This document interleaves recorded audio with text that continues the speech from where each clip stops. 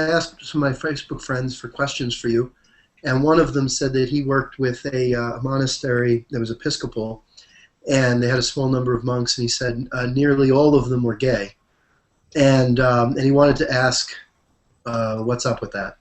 Like, is there a lot of open homosexuality in the monasteries?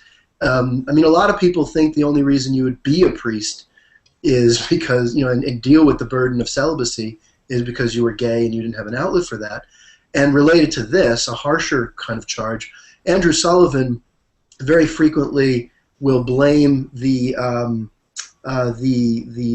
sexual abuse scandals on what he considers to be a sexual arrested development, that the church is not, that the vows of celibacy kind of freeze people sexually at this age in which they're taking their vows, and so or when they're kind of beginning their sexuality and they're kind of suppressing it, and so he thinks that that may be some, and it is of course armchair psychology, but this is what he's saying may contribute to their tendency towards identifying with young people and their sexuality rather than adult sexuality. Well, first, I can only speak about my own monastery, and I don't think it's true that most of us are gay. I think most of the monks of our community are straight. I know I'm not the only one, but certainly gay monks are not in the majority. And I think that's probably true for most monasteries, that maybe there are a bit more gay monks than there would be gay people in the population at large, but I don't think we're a majority. Maybe, I mean, other specific monasteries could be an exception, like this Anglican one your friend mentioned. And I think it's also important to recognize being celibate is not part of the essence of vocation as a priest.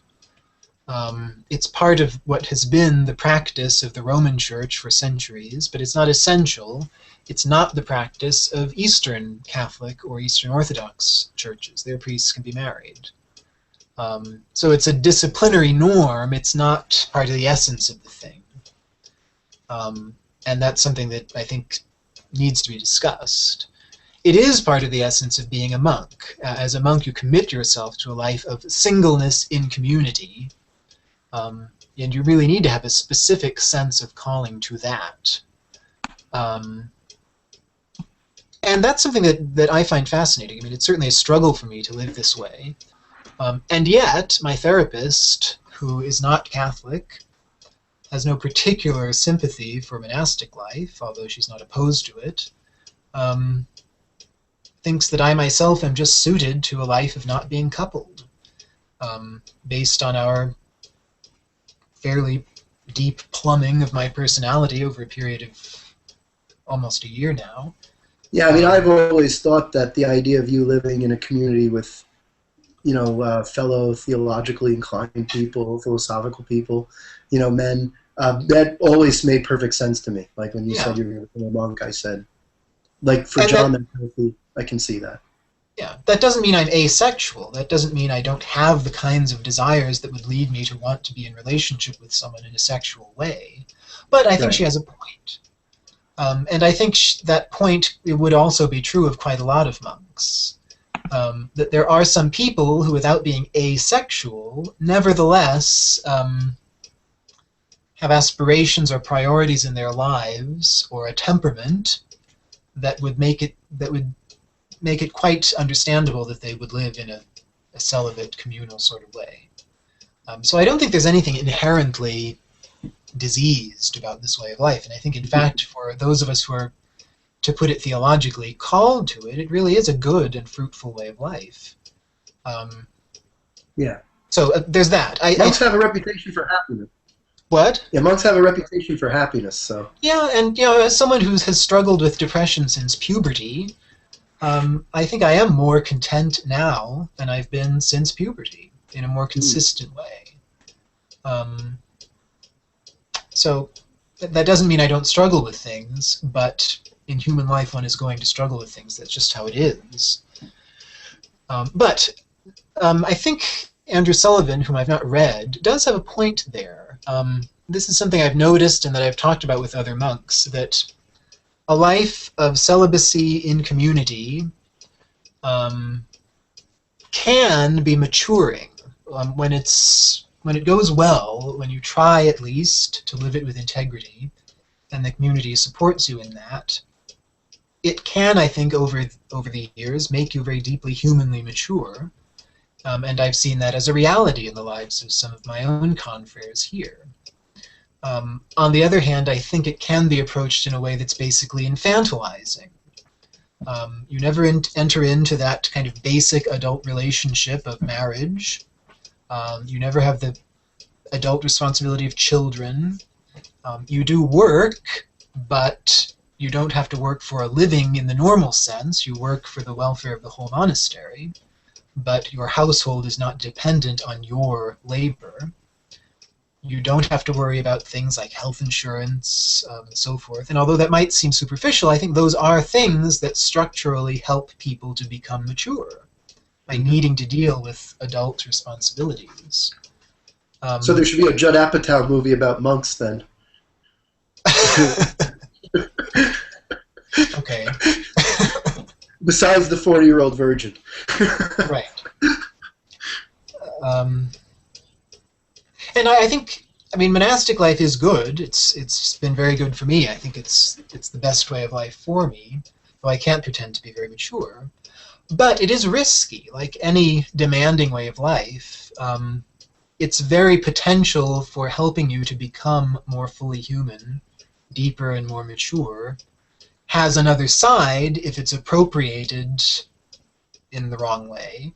That can have exactly the opposite effect. It can be infantilizing. It can lead to a sort of failure to mature as a human being. And I personally think that this probably does have something to do with this whole sexual abuse scandal. A lot of the priests implicated in it